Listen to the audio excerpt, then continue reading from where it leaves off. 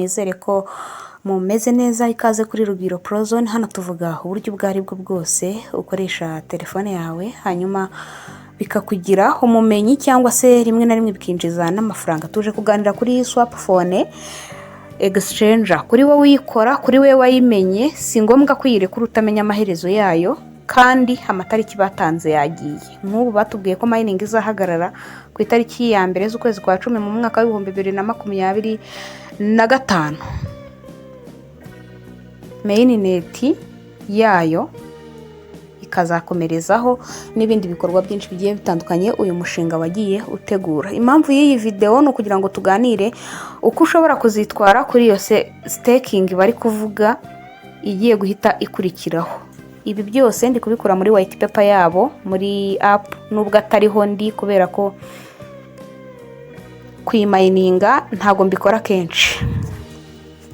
Ku itariki ya mbere z'ukwezi kwa 10 muri uyu mwaka nyine mining izahagarara burundu. Abantu bose bakoresheje Swapfone nka app, kubera ko tutamayininga Swapfone ahubwo tumayininga USDS, abakoresheje Swapfone nka app bazahabwa uburyo bushya bwo gukora staking ku kigero cya 13.43%. Bityo Swapfone izahinduka hybrid, izakomatanya proof of work na proof of staking. Hazabamo rero muri application ya Swapfone uzaba ushobora kubonamo balance yawe muri USDS, BTC, Ethereum, XRP, Solana, BNB na USDT. Usibye ko n'ubu ngubu bikunda izo swapinze zose ushobora kuzibona. Kohereza no kwakira crypto hagati y'abakoresha Swapfone ubu ngubu nabyo birakunda, ariko kandi bizakurikirwa no gukora icyo twita withdraw. Withdraw izahita ikurikiraho, hanyuma haze kubaho mainnet. Mainnet izahita ifunguka ako kanya. Swapfone ivuga ko USDS ari stable coin yubatse ku gaciro kangana na ratio ya 1:1 n'idolari, ariko ubu iracyari muri off chain. Off chain ni ukuvuga ngo ntago iratangira kuba yakoreshwa, nyine irasinziriye. Supply iracyari dynamic kugeza ku gihe mainnet izaba ibaye launch, cyangwa se bazaba baronshinze mainnet. Nyuma y'ibyo byose izaba fixed hashingiwe ku buryo abantu bacukuye no ku buryo ba stakinze. Staking reward nk'uko nabivuze hejuru azaba ari 13.43%, bikazava ku mafaranga yinjira nka gas fees no muri transaction fees nk'ibisanzwe. Aha rero kugira ngo ubisobanukirwe neza, niba Swapfone yaravuze gutyo bisobanuye ko nta mafaranga asanzwe yo mu ntoki bazadusaba. Tuzastakinga amafaranga dufitemo nyine muri Swapfone. Ziriya coin twa claimings bazadusaba kuba arizo du staking. Nihazamo ibindi bintu byo gushoramo amafaranga avuye hanze, uzatekerezeho kabiri hanyuma ufate icyemezo. Gucuruza crypto pari zo muri Swapfone bizahita bikurikiraho kuri ya nyine trading. Hazahita hatangira icyo gikorwa gukoresha Swapfone Pay mu kugura ibintu mu buzima busanzwe, nayo ni target yabo. Hazabaho na launchpad no gutanga inkunga mu bikorwa by'ubugiraneza. Ibi byose ni Swapfone. Ku bijyanye n'agaciro ka USDS iracyari nyine kuri babitubwiye niko tugomba kubifata, bivuze ko igiciro cyayo gishyigikirwa n'uburyo tuzayikoresha cyangwa se uburyo ikoresha liquidity na staking na lockup. Bisobanuye ko hazabamo staking, hashobora kuzazamo na lockup, ariko byose bizaba bigendereye kuvuga agaciro k'iyi coin.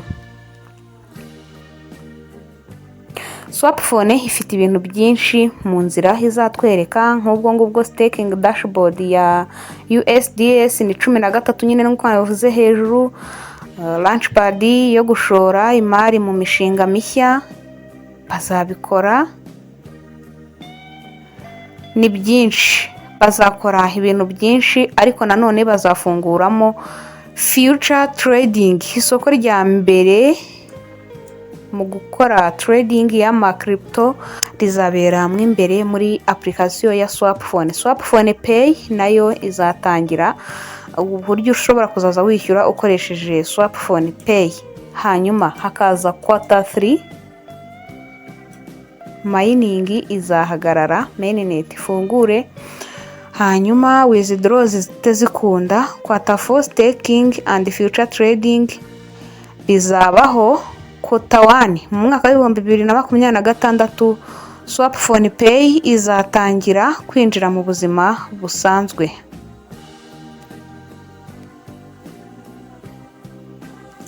Ushobora guhita wibaza utese iyi staking ya Swapfone ushobora kuzadusaba gushora amafaranga cyangwa ni coin tuzaba dufitemo.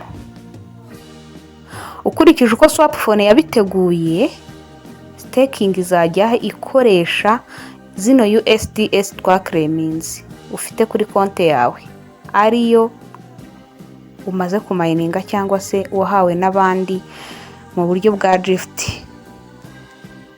Ntuzasabwa gushoramo amafaranga yawe kubera ko tuzaba dusabwa gustakinga iyi USDS. Ku munyamuryango wese wabashije kuziklaminga hazaba bifitiye uburenganzira. Noneho inyungu tuzungukirwa muri iyi mushinga wa Swapfone izajya ibivuye muri fees zo kuri platform n'andi mafaranga. Bya bikorwa byose dukora bigenda biberamo, izo nyungu abantu bastakinze nibo bazazibona. Kubwa Swapfone ije guhindura ibintu byinshi, niko bo bavuga nka siroga yabo, ariko njyewe iyi video icyo nyikoreye ni purpose yo kugira ngo tuzamenye ukuntu turi bwitware kuri iki kintu cya staking. Hamaze kumenyekana ko haza ama application menshi, akabanza akaguhereza coin, akamara kuguha amacoin ukabona ko ari menshi, bagahita bakubwira bati noneho shoramo za coin zawe zifunguke. Be careful. Nizere ko mutazagwa muri uwo mutego. Mu yandi magambo, staking yo muri Swapfone ntago ari ishoramari rishya ryo hanze. Bivuze ngo ntago ari amafaranga azaturuka hanze, ahubwo ni ugukoresha zino USDS twari dufitemo nyine muri app kugira ngo biguhe inyungu. Bibayeho ko batwaka amafaranga, icyo kibazo waba wakibaza. Mu busanzwe staking isaba umuntu gushyiramo amafaranga mashya cyangwa se cash ya fiat cyangwa crypto atarari muri system yabo. Kugira ngo abone inyungu, icyo kintu cyitwa investment scheme cyangwa se rimwe na rimwe high risk investment plan. Iyo bitazwi neza aho inyungu izava, bishobora kwitwa Ponzi pyramid scheme. Ubwo rero staking ishingiye kuri coin yabo, niko bo bivugiye. Dutegereze turebe, ariko nibiza kuza bihindutse cyangwa se binyuranye nuko bo babitangaje, uzamenye ukuntu uza kubyitwaramo.